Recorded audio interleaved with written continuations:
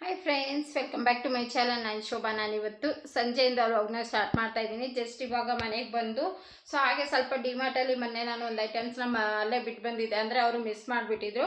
ಹಾಗಾಗಿ ಎಲ್ಲ ಹೋಗ್ಬಿಟ್ಟು ಆ ಕ್ಯಾಮ್ರಾ ಎಲ್ಲ ಚೆಕ್ ಮಾಡಿಸಿ ಹಾಗೆ ಐಟಮ್ ಎಲ್ಲ ಇಸ್ಕೊಂಬರೋದಕ್ಕೆ ಸೊ ಇಷ್ಟೊತ್ತಾಗೋಯ್ತು. ಇವತ್ತು 9 ಗಂಟೆ ಆಗೋಯ್ತು. ಸೊ 8 ಕಾಲೇನೋ 8 ಗಂಟೆನೋ ಸೊ 9 ಗಂಟೆ ಆಯಿತು, 8:15 ಆಗಿದೆ. ಸೊ ಇವಾಗ ಬಂದು ನೋಡಿ, ಇವಾಗ ಪೂಜೆ ಎಲ್ಲ ಮಾಡ್ಕೋಬೇಕು, ತುಂಬಾ ಕೆಲಸ ಇದೆ. ಸೊ ಬನ್ನಿ ಇವತ್ತಿನ ಬ್ಲಾಗ್ನ ಸ್ಟಾರ್ಟ್ ಮಾಡೋಣ ಅಂತೇಳಿ ಸೊ ಇವತ್ತಿನ ಬ್ಲಾಗ್ನ ಸ್ಟಾರ್ಟ್ ಮಾಡ್ತಾ ಇದ್ದೀನಿ.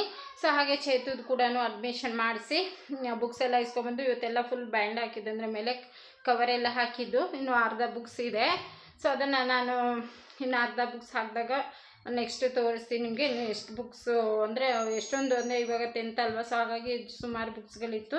ಹಾಫ್ ಬುಕ್ಸ್ ಎಲ್ಲ ಅಂಜಲಿ ಮತ್ತು ಚೇತು ಇಬ್ಬರು ಸೇರ್ಕೊಂಡು ಹಾಕಿದ್ದಾರೆ. ಸೊ ಬನ್ನಿ ಇವತ್ತಿನ ನಮ್ಮನೆ ಸಂಜೆ ರೂಟೀನ್ ಯಾವ ಥರ ಇರುತ್ತೆ ಸೊ ಪೂರ್ತಿ ನೋಡಿ. ಮತ್ತು ನಾನು ಸೊ ಹಾಗೆ ಡಿಮಾರ್ಟ್ಗೆ ಹೋಗಿ ಸೊ ಏನು ತೊಗೊಂಬಂದೆ ಅಂತ ಹೇಳಿ, ಸೊ ಸ್ವಲ್ಪ ಮನೆಗೆ ಏನೇನು ಸಾಮಾನು ಬೇಕು ಅದನ್ನು ಮಾತ್ರ ತೊಗೊಂಬರ್ತೀನಿ ಅಷ್ಟೇ.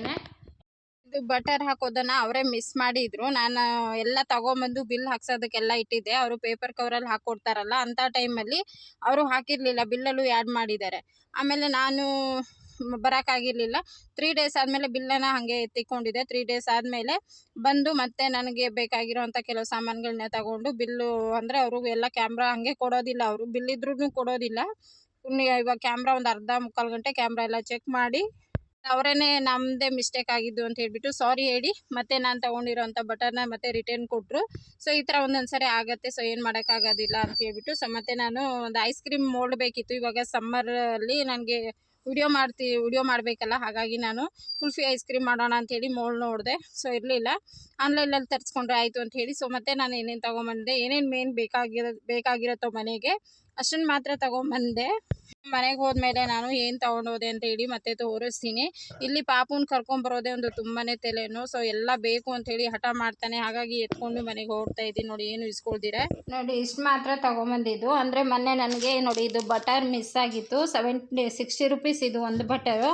ಸೊ ಇದು 3ನೇ ತಾರೀಕು ತೊಗೊಂಡಿದ್ದು ನಾನು. ಬಿಲ್ ಹಂಗೆ ಇಟ್ಕೊಂಡಿದ್ದೆ. ಸೊ ಕ್ಯಾಮ್ರಾ ಎಲ್ಲ ಚೆಕ್ ಮಾಡಿ ಕೊಡೋದಕ್ಕೆ ಸ್ವಲ್ಪ ಲೇಟ್ ಆಗೋಯಿತು. ಸೊ ನಾವು ಸುಮ್ಮನೆ ಹೇಳೋಕ್ಕಾಗಲ್ವಲ್ಲ, ಸೊ ಅವರಿಗೆಲ್ಲ ಕ್ಯಾಮ್ರಾ ಇರುತ್ತೆ, ಹಾಗಾಗಿ ಸೊ ಅವರೇ ಮಿಸ್ ಮಾಡ್ಕೊಂಡಿದ್ರು. ಅದನ್ನು ಇವಾಗ ಕೊಟ್ಟರು ನನಗೆ. ಸೊ ಇದನ್ನು ಇಸ್ಕೊಂಬಂದು ಹಾಗೆಯೇ ಇದೊಂದು ಹೇರ್ ಬ್ಯಾಂಡ್ನ ತೊಗೊಂಡಿದ್ದೀನಿ. ಇದೊಂದು ಫ್ರೆಶ್ ಕ್ರೀಮ್ ತೊಗೊಂಡಿದ್ದೀನಿ ನಾನು. ಕೇಕು, ಮ್ಯಾಂಗೋ ಕೇಕ್ ಏನಾದರೂ ಮಾಡಬೇಕು ಅಂಥೇಳಿ ತೊಗೊಂಡಿದ್ದೀನಿ. ಸೊ ನೆಕ್ಸ್ಟ್ ವೀಡಿಯೋಲ್ಲಿ ತೋರಿಸ್ತೀನಿ ನಾನು ಏನು ಮಾಡ್ತೀನಿ ಅಂಥೇಳಿ. ಹಾಗೆ ಇದೊಂದು ಕೈಗೆ ಹಾಕೊಳ್ಳೋದಕ್ಕೆ ಈ ರೀತಿಯಾಗಿ ವೈಟ್ ಕಲರಲ್ಲಿ ತೊಗೊಂಡಿದ್ದೀನಿ. ಹಾಗೆ ಪಾಪುಗೆ ಒಂದು ಚೀಸ್ ತೊಗೊಂಡಿದ್ದೀನಿ. ಬ್ರೆಡ್ನಲ್ಲಿ ಬ್ರೆಡ್ ಮೇಲೆ ಚೀಸ್ ಹಾಕಿಕೊಟ್ರೆ ತಿಂತಾನೆ, ಹಾಗಾಗಿ ಅವನಿಗೆ ಸೊ ಇಷ್ಟು ಮಾತ್ರ ತೊಗೊಂಡಿದ್ದೀನಿ. ಬನ್ನಿ ಫ್ರೆಂಡ್ಸ್, ಇಷ್ಟೇ. ಯಾವುದೂ ಇದೆ ಇದು. ಅದು ನೀನೇನು ತೊಗೊಂಬಂದೆ? ನೀನು ತಿಂದುಬಿಟ್ಟು ಮತ್ತೆ ಚಾಕ್ಲೇಟ್ ತಿಂದರೆ ಹೊಡಿತೀನಿ ನಾನು, ಅರ್ಥ ಆಯ್ತಾ? ಎಷ್ಟು ತಿನ್ನೋದು ಒಂದು ದಿವಸಕ್ಕೆ? ಸುಮ್ಮನೆ ಇರಬೇಕು, ಹೊಡಿತೀನಿ ನಾನು ಇವಾಗ. ಇಂದ ಇಕ್ಬಿಡು, ಫ್ರಿಜ್ಜಲ್ಲಿ ಇಕ್ಬಿಡು. ಹೋಗಿ ಫ್ರಿಜ್ಜಲ್ಲಿ ಇಕ್ಕೋಗಿ, ಅಷ್ಟೊಂದು ತಿನ್ನಬಾರ್ದು. ಇಡು. ಸೊ ಪಾಪುಗೆ ಚಾಕ್ಲೇಟ್ ತಿನ್ನಬೇಡ ಅಂತ ಹೇಳಿದ್ದಕ್ಕೆ ಎಷ್ಟು ಕೋಪ ಬಂತು ಅಂತೇಳಿ ನೋಡಿದ್ರಲ್ಲ. ಸೊ ಎಷ್ಟು ಜೋರಾಗಿ ಫ್ರಿಜ್ ತೆಗೆದು ಹಾಕಿದ್ದಾನೆ ಅಂದರೆ ಅಷ್ಟು ಹಠ ಜಾಸ್ತಿ ಅವನಿಗೆ. ಏನು ಹೇಳ್ತಾನೆ, ಚಿಕ್ಕವನಲ್ವ, ಹಾಗಾಗಿ ಅವ್ನಿಗೆ ಏನು ಬೇಕೋ ಅದೇ ಮಾಡಬೇಕು ಅಂತ ಹಠ ಮಾಡ್ತಾನೆ. ಸೊ ಇಡೀ ದಿವಸ ಸೈಕಲ್ ಆಟ ಆಡಿ ಆಡಿ ಗಬ್ಬಾಗಿರ್ತಾನೆ. ಹೋಗಿ ಅವನಿಗೂ ಸ್ನಾನ ಎಲ್ಲ ಮಾಡಿಸಿ ರೆಡಿ ಮಾಡಿದ್ದೀನಿ. ಸೊ ಚಾಕ್ಲೇಟ್ ಯಾವಾಗೂ ಚಾಕ್ಲೇಟು, ಕುರ್ಕುರೆ ಇದ್ದರೆ ಊಟನೇ ಬೇಡ ಅವನು. ಅಷ್ಟು ಚಾಕ್ಲೇಟ್ ಮೆಂಟ್ಲಾಗಿಬಿಟ್ಟಿದ್ದಾನೆ ನನ್ನ ಮಗ.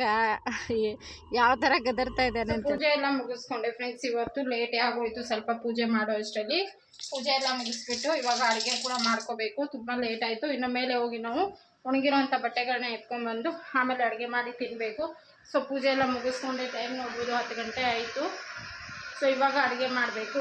ಸೊ ಎಲ್ಲ ಕೆಲಸ ಮುಗಿಸ್ಬಿಟ್ಟು ಆಮೇಲೆ ಅಡುಗೆ ಮಾಡ್ಕೊಳ್ಳೋದು. ಸೊ ಬನ್ನಿ ಫಸ್ಟು ಬಟ್ಟೆಗಳು ಎತ್ಕೊಂಡ್ಬಂದು ಆಮೇಲೆ ಅಡುಗೆನ ಮಾಡ್ಕೋತೀನಿ. ಪೂಜೆನ ಮಾಡಿದ್ದೀನಿ, ಸಿಂಪಲಾಗಿ ಪೂಜೆ ಮಾಡ್ಕೊಂಡಿದ್ದೀನಿ ಅಷ್ಟೇ. ಸೊ ಏನು ನೈವೇದ್ಯಕ್ಕೆ ಮಾಡೋದು ಕೂಡ ಟೈಮ್ ಇರೋದಿಲ್ಲ, ತುಂಬ ಲೇಟ್ ಆಗಿಬಿಟ್ಟಿರುತ್ತೆ. ಹಾಗಾಗಿ ಹಣ್ಣನ್ನಿಟ್ಟು ಬಾಳೆಹಣ್ಣಿಟ್ಟು ಈ ರೀತಿ ಪೂಜೆ ಮಾಡಿದ್ದೀನಿ.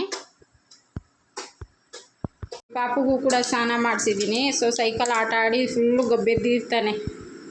ಕೊಳಕಾಯಿ ಯಾವಾಗೂ ರೋಡಲ್ಲೇ ಇರ್ತಾನೆ ಅಲ್ವಾ?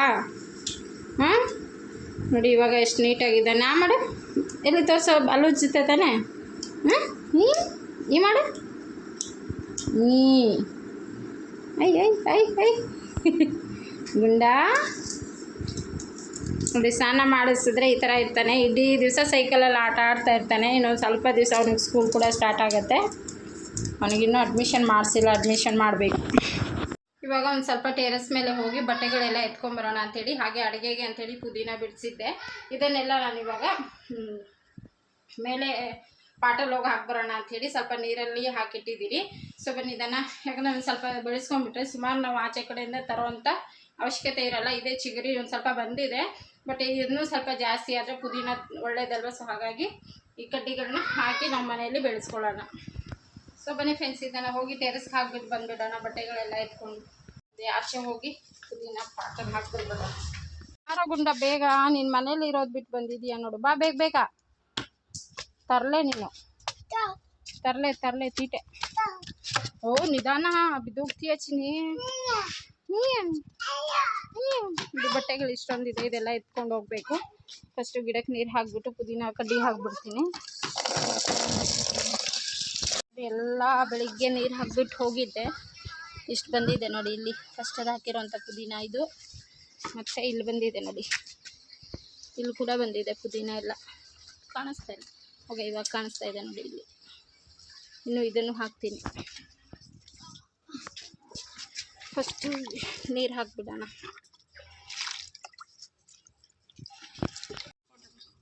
ನೋಡಿ, ಇದು ಕಾಕಡ, ದೊಡ್ಡ ಇಷ್ಟಪ್ಪ ಕಾಕಡ ಬರುತ್ತಲ್ಲ, ಅದರದ್ದು ಗಿಡ ಇದು.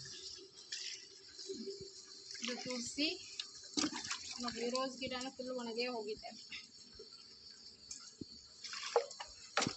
ಅಂಗಡಿಗೆ ಹೋಗ್ಬೇಕಂದ್ರೂ ಕೂಡ ನೀರು ಹಾಕಿರ್ತೀನಿ, ಆದರೂ ಕೂಡ ಮಣ್ಣು ಪೂರ್ತಿಯಾಗಿ ಸಂಜೆ ಅಷ್ಟರಲ್ಲಿ ಫುಲ್ಲು ಡ್ರೈ ಆಗಿರುತ್ತೆ.